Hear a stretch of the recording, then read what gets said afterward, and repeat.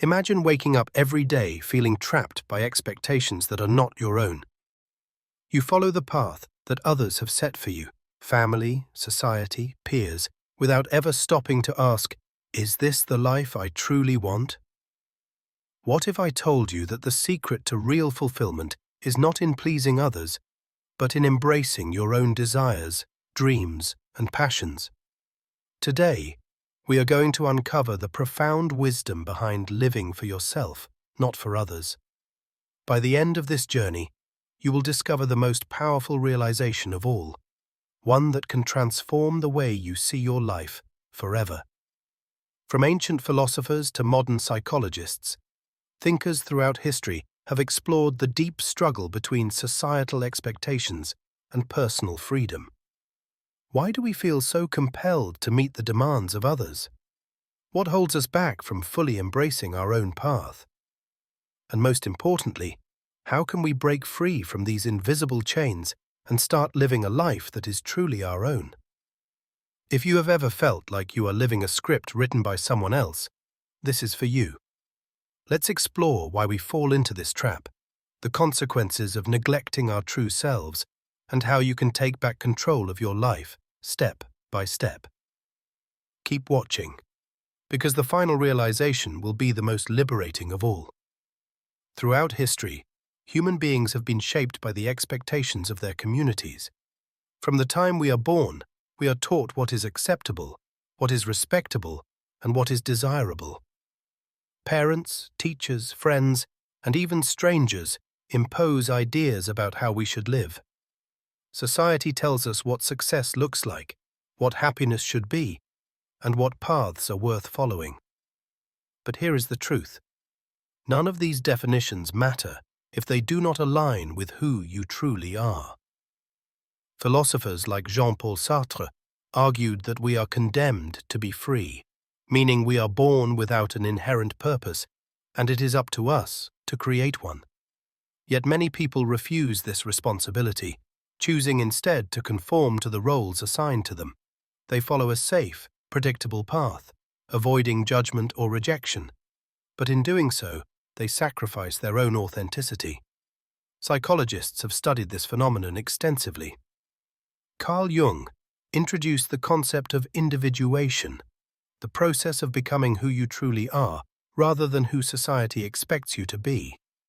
When we ignore our true desires and adopt identities shaped by others, we experience an inner conflict and tension that can manifest as anxiety, dissatisfaction, or even depression.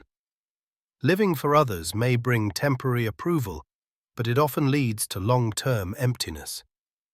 Think about it. How many times have you hesitated to pursue something you love because you feared what others would say? How often have you put your own needs last to meet the expectations of others? It is a painful reality, but one that many people live with every single day. The desire for acceptance is deeply ingrained in our psychology, making rejection feel like a real threat. While today the stakes are no longer life or death, that same fear lingers. We seek validation through social media, career choices, and even relationships, constantly measuring our worth by how others perceive us. But here's the question you must ask yourself. Are you living, or are you merely performing? The cost of living for others is high. It leads to a life filled with regret, a feeling that something is missing, even when everything seems perfect on the outside. Studies show that people on their deathbeds rarely regret things they did. They regret the things they didn't do, the risks they didn't take, and the dreams they abandoned for the sake of others. But here is the good news. You have the power to change this. You can choose to break free from the expectations that imprison you. You can start making decisions based on what truly fulfills you, rather than what will please those around you. The first step is recognizing the signs that you are living for others instead of yourself. Do you feel like your decisions are guided by fear rather than desire? Do you struggle with setting boundaries because you don't want to disappoint others? Do you find yourself constantly explaining or justifying your choices? These are all indicators that you may not be fully living for yourself. But imagine a different reality, one where you make choices based on your own happiness and not the approval of others. Imagine waking up every morning excited about your path, free from the weight of expectations that do not belong to you. This is not just a fantasy, it is entirely possible. In the next section, we will dive into exactly how you can start reclaiming your life, practical steps, mindset shifts, and powerful realizations that will set you on the path toward authentic living. The most profound truth is yet to come, and it will change everything. Breaking free from the expectations of others is not easy. It requires courage, self-awareness, and a willingness to face discomfort. But here is the truth. Every great transformation begins with a moment of clarity, a realization that you are not truly living the life you want. That moment is now. So, how do you start reclaiming your life? The first step is understanding the illusion of obligation. Most people walk through life believing they must follow a set path: graduate, get a stable job, marry, have children, retire. But who decided that this is the only way? Who wrote these rules? The answer is simple: society. While some people may find fulfillment in this path, others do not. The problem is that many never question it. Philosopher Friedrich Nietzsche believed that the greatest human struggle is between conformity and self-overcoming. He warned that living to please others leads to a herd mentality, a state where people follow the crowd, never questioning if the direction they are heading is truly right for them. But those who dare to break free and create their own meaning become what he called the Übermensch, or overman, a person who rises above societal norms to fully embrace their individuality. Now think about your own life. How many of your decisions are truly yours? When was the last time you did something purely because it felt right for you, without considering what others might think? If the answer is rarely or never, it is time to challenge this pattern. The second step is identifying the hidden influences shaping your choices. From childhood, we are conditioned to seek approval. We learn that good behavior earns praise, while rebellion brings punishment. This conditioning stays with us into adulthood. When we choose careers, relationships, and lifestyles, we often do so with an invisible audience in mind: parents, friends, colleagues, or even strangers on the internet. But living for approval is like chasing a mirage. No matter how much you do, it is never enough. Psychologist Abraham Maslow introduced the concept of self-actualization, the highest level of human fulfillment, where a person fully expresses their true self. However, he also identified a critical barrier: the need for belonging. Many people get stuck at this level, afraid to take the leap towards self-actualization because it means risking rejection. But here is something powerful to remember. The price of true fulfillment is the willingness to stand alone when necessary. The third step is redefining success on your own terms. What does a successful life look like to you? Forget what you have been told. Forget the societal checklist. Take a moment to reflect. If no one else's opinion mattered, what would you truly want? Maybe success means traveling the world, pursuing a creative passion, or simply living a peaceful, stress-free life. There is no universal definition of success. There is only what aligns with your soul.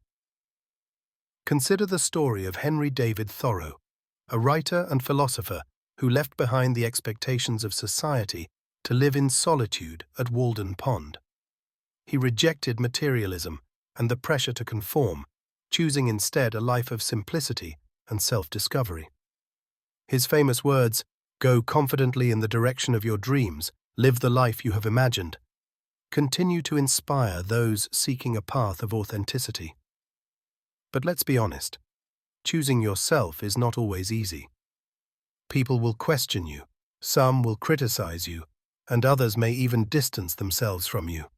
And that brings us to a hard truth. Not everyone will support your journey, and that is okay. The fourth step is learning to be at peace with disappointing others.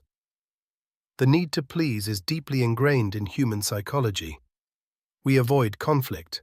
We want to be liked. But at what cost? Every time you say yes to something that does not align with you, you are saying no to yourself. Over time, these small compromises add up, leading to a life that feels unfulfilling and inauthentic. Marcus Aurelius, the Roman emperor and Stoic philosopher, offered a powerful perspective. It never ceases to amaze me. We all love ourselves more than other people, but care more about their opinions than our own. This is a paradox. Why do we allow the judgment of others to dictate our lives when we are the ones who have to live with the consequences? The truth is that the opinions of others are fleeting. People who criticize today will forget tomorrow, but your life, your happiness, that stays with you. So ask yourself, are you willing to sacrifice your peace just to avoid disappointing others? Or are you ready to take ownership of your life? Once you start prioritizing yourself, something incredible happens. You begin to attract people and opportunities that align with your true self. The relationships that were built on expectations may fade, but the ones that remain will be stronger, more genuine. Living for yourself does not mean being selfish. It means being honest about what truly fulfills you. And when you live in alignment with your truth, you inspire others to do the same. But we are just getting started. In the next part, we will go even deeper, uncovering the psychological barriers that keep people trapped in the cycle of external validation, and most importantly, how to break free for good. The most powerful realization is yet to come, and when you hear it, everything will change. One of the greatest challenges in living for yourself is breaking free from the invisible chains of external validation. Even when we recognize that we are living to please others, something inside us resists change. That something is fear, the fear of judgment, rejection, and failure. But here's the truth. Fear is not a stop sign. It is a test. Those who push through it discover a level of freedom that most people never experience. So why do we crave validation so deeply? The answer lies in our biology. Human beings are wired for social connection. In ancient times, being accepted by the tribe was a matter of survival. Rejection meant isolation, and isolation often meant death. While society has evolved, this primal fear remains today. Rejection does not threaten our survival, but our brains still interpret it as danger. This is why criticism, disapproval, or even the slightest hint of social exclusion can feel overwhelming. Psychologists refer to this as social comparison theory, a concept introduced by Leon Festinger. He argued that people evaluate their own worth by comparing themselves to others. This is why we constantly seek reassurance through likes, comments, promotions, or compliments. But the problem with external validation is that it is never enough. The more you seek it, the more you need it, creating an endless cycle of dependence. Now imagine a different way of living. Imagine no longer seeking approval from people who do not truly understand your dreams. Imagine making choices without the weight of expectations holding you back. This is not just a dream, it is a mindset shift, and the key to achieving it lies in one simple principle. Detach your self-worth from external opinions. The first step to doing this is redefining failure. Many people avoid living authentically because they fear making mistakes. They worry about what others will say if they take an unconventional path and it does not work out. But here's a powerful truth. Failure is not the opposite of success. It is part of it. Every great thinker, innovator, and leader has faced rejection, criticism, and doubt. What separates them from the rest of the world is that they did not let it define them. Take the story of Vincent van Gogh. He created over 2,000 pieces of art, yet in his lifetime, he sold only a few. Society dismissed him, calling him unstable, a failure. But today, he is considered one of the greatest artists of all time. His work was never about approval, it was about expression. He lived for his art, not for others, and that is why his legacy endures. The second step is embracing solitude. Many people fear being alone because they equate it with loneliness. But solitude is not loneliness. It is self-connection. The most authentic people in history, philosophers, artists, scientists, spent significant time in solitude reflecting, creating, and understanding themselves. Friedrich Nietzsche once said, "He who cannot be alone will never be free." Why? Because when you are constantly surrounded by the voices of others, you never hear your own. When was the last time you sat in silence and truly listened to yourself? If you want to start living for yourself, you must be willing to step away from the noise and reconnect with your inner voice. The third step is learning to disappoint people. This is perhaps the hardest lesson of all. If you choose to live authentically, people will not always understand. Some will criticize. Some may even distance themselves. And that is okay. Think of it this way. Every time you say yes to something that does not align with you, you are saying no to your own happiness. You cannot make everyone happy without making yourself miserable. The harsh reality is that no matter how much you try to please others, someone will always have an opinion. So why not live in a way that fulfills you? Mark Manson, in his book, The Subtle Art of Not Giving a Fuck, emphasizes that people waste too much energy worrying about things that do not truly matter. He argues that true happiness comes from choosing what is worth caring about. When you start prioritizing your own values, the opinions of others lose their power over you. Now let's make this practical. How do you start living for yourself today? First, identify one area of your life where you are making decisions based on external expectations rather than your true desires. Is it your career, your relationships, your lifestyle? Acknowledge it. Awareness is the first step to change. Second, start setting boundaries. If something does not align with your values, learn to say no without guilt, without explanation. Your happiness does not need justification. Third, take one bold step toward the life you want. Maybe it is pursuing a passion you have ignored. Maybe it is speaking up about what you truly believe. Or maybe it is walking away from something that no longer serves you. Whatever it is, do it. The final and most important realization is coming. And when you hear it, it will change everything. The most powerful truth of all is this: no one is coming to save you. No one is going to give you permission to live your life on your terms. No one is going to tell you, now it's okay to follow your dreams. If you are waiting for approval, for a perfect moment, or for a sign, it will never come. The only person who can truly free you is yourself. This realization is both terrifying and liberating. It means you are fully responsible for your happiness, your choices, and your future. But it also means you are no longer a prisoner of expectation. The moment you stop waiting for permission and start acting in alignment with your true self, everything changes. So why do so many people struggle with this? Because living for yourself requires something most people are unwilling to face: radical self-honesty. It means looking in the mirror and admitting where you have been conforming. It means acknowledging where you have betrayed your own desires.